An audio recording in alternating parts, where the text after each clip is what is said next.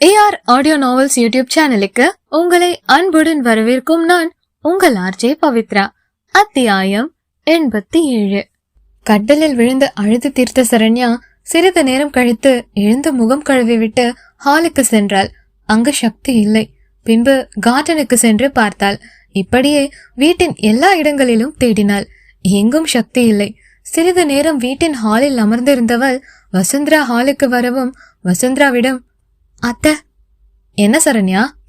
எனக்கு வீட்டு ஞாபகமா இருக்கு, நான் வீட்டுக்கு போயிட்டு வரவா? சரி. சக்தி வரவும் கிளம்புமா? இல்ல அத்தை, நான் போயிட்டு கொஞ்ச நேரத்துல வந்துருவேன். சரி என்றவர் தன் வீட்டு டிரைவரிடம் சரண்யாவை வீட்டில் விட்டுவிட்டு அங்கேயே இருந்து மறுபடியும் அழைத்து வரும்படி கூறி சரண்யாவை அனுப்பி வைத்தார். ஏதேதோ சரண்யா யோசித்து கொண்டு வந்தாள். கார் சரண்யா வீட்டு முன் நின்றது. காரில் இருந்து சரண்யா இறங்கவும் கார் டிரைவர் சரண்யாவிடம், மேடம், நான் காரை எங்க பார்க் பண்றது என்று கேட்டார். இல்லண்ணா, நீங்க போங்க என்று கூறினாள். அவர் அங்கிருந்து கிளம்பி விட்டார். சரண்யா தன் வீட்டின் அருகில் வரும்போதே காஞ்சனாவின் குரல் கேட்டது. காஞ்சனா கோபமாக காவ்யாவை திட்டிக் கொண்டிருந்தார். காஞ்சனாவின் கோபமான வார்த்தைகளை கேட்ட சரண்யா தன் மனதில் உள்ள விஷயத்தை மறந்து போய் வேகமாக வீட்டிற்குள் நுழைந்தாள். காவ்யா அழுது கொண்டு நின்று கொண்டிருந்தாள். காஞ்சனா அவளை திட்டிக் கொண்டிருந்தார். அதை கேட்ட சரண்யா வேகமாக காவ்யா பக்கத்தில் ஓடி வந்து, என்னாச்சு காவ்யா? அம்மா ஏன் திட்டுறாங்க என்று கேட்டாள்.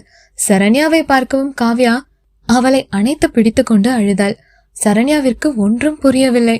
உடனே காஞ்சனாவிடம், அம்மா அம்மா ஒரு நிமிஷம், இப்ப காவ்யாவை எதுக்கு, அறிவிருக்கா இல்லையா? உன்னோட வயசுக்கு ஏத்த செயலை செய்யன்னு திட்டுறீங்க.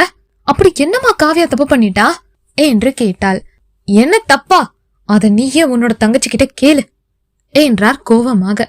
சரண்யா காவ்யாவை பார்த்தாள். காவ்யா எதுவும் சொல்லும் நிலைமையில் இல்லை. உடனே காஞ்சனாவிடம், அம்மா நீங்களே சொல்லுங்க, என்ன நடந்துச்சு? உன் தங்கச்சி பண்ணின காரியத்தை நான் எப்படி சொல்லுவேன்? மாப்பிள்ள கிட்ட இந்த கல்யாணம் எனக்கு வேணாம்னு சொல்லி நிச்சயதார்த்த மோதிரத்தை கழட்டி மாப்பிள்ள கிட்ட குடுத்துட்டு வந்திருக்கா. நீயே என்னன்னு கேளு சரண்யா. நானும் எவ்வளவோ கேட்டு பாத்துட்டேன், ஒரு பதிலும் இல்ல என்றார். சரண்யாவிற்கு தூக்கி வாரி போட்டது. தன் மேல் சாய்ந்து அழுது கொண்டிருக்கும் காவ்யா தோலை பிடித்து தன் முன் நிறுத்திய சரண்யா, அம்மா சொல்றது உண்மையா காவ்யா என்று கேட்டாள்.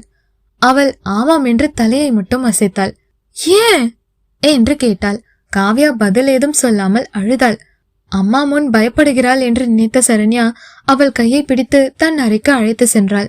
தன் அறைக்குள் நுழையவும் தலை குனிந்து அழுது கொண்டிருக்கும் காவ்யா கண்ணீரை துடைத்து விட்டவள் கொஞ்சம் அவள் முகத்தை கையால் தூக்கி, இங்க பாரு, எதுக்கு கார்த்திக் கூட கல்யாணம் வேணாம்னு சொல்ற? அப்படி என்ன நடந்துச்சு என்கிட்ட சொல்லு என்று அன்பாக கேட்டாள். அக்கா பிளீஸ் என்ன மன்னிச்சிடுங்க. மன்னிக்கணுமா?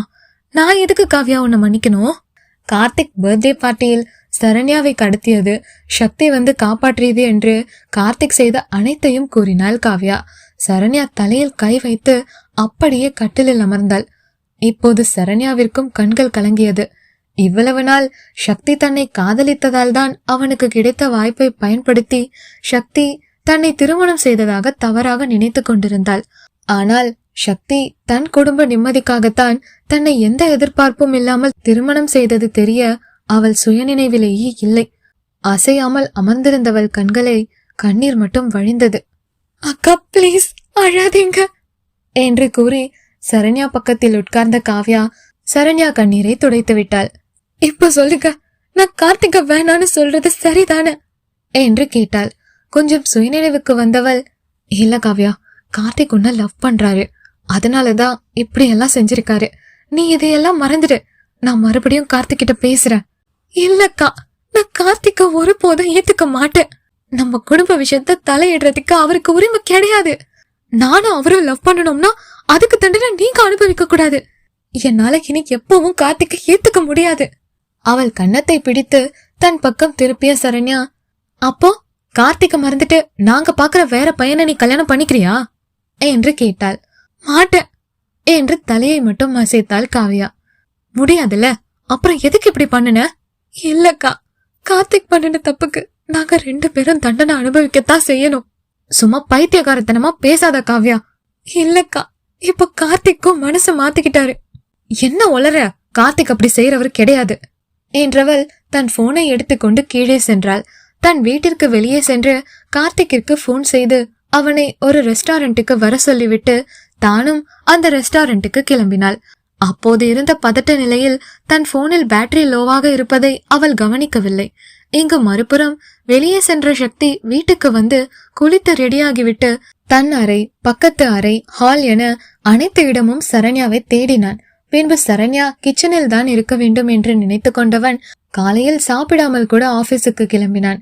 ஆபீஸ் சென்ற சக்திக்கு எந்த வேலையும் ஓடவில்லை. அனைத்து மீட்டிங்களையும் தள்ளி வைத்துவிட்டு தன் அறையில் சுழற் நாற்காலியில் சாய்ந்து நாற்காலியை இடது வலதாக லேசாக சுழற்றி கொண்டு கண்களை மூடி சரண்யாவை பார்த்த நாளிலிருந்து இன்று வரை நடந்த அனைத்தையும் யோசித்து பார்த்து கொண்டிருந்தவன் கண் விழித்து லேப்டாப்பை திறக்க சென்றான். தன் லேப்டாப் பக்கத்தில் இருக்கும் கல்யாண போட்டோவை பார்க்கவும் புன்னகைத்துவிட்டு தன் போனை எடுத்து தங்கள் திருமண வீடியோவை பார்த்து ஒரு காட்சியிலும் லேசாக புன்னகைத்தான். திடீரென்று அவன் முகம் மாற வீடியோவை ரீவைண்ட் பண்ணி ஒரு இடத்தில் ஸ்டாப் பண்ணி அந்த இடத்தை ஜூம் செய்து பார்த்தவன் அதிர்ந்தான். சரண்யா சக்தி இருவரும் மனக்கோலத்தில் நின்று கொண்டிருக்க அவர்களுக்கு பின்னால் தீனா நின்று இருவரையும் பார்த்து கொண்டிருந்தான். அந்த வீடியோவை பார்த்த சக்தி அதிர்ந்தான். விருட்டென்று தன் சேரில் இருந்து எழுந்தவன் தீபக் அறைக்கு ஓடினான். அங்கு தீபக் பிசினஸ் பார்ட்னர்ஸ் சிலரை வர சொல்லி முக்கியமான ப்ராஜெக்ட் பற்றி டிஸ்கஸ் செய்து கொண்டிருந்தார்.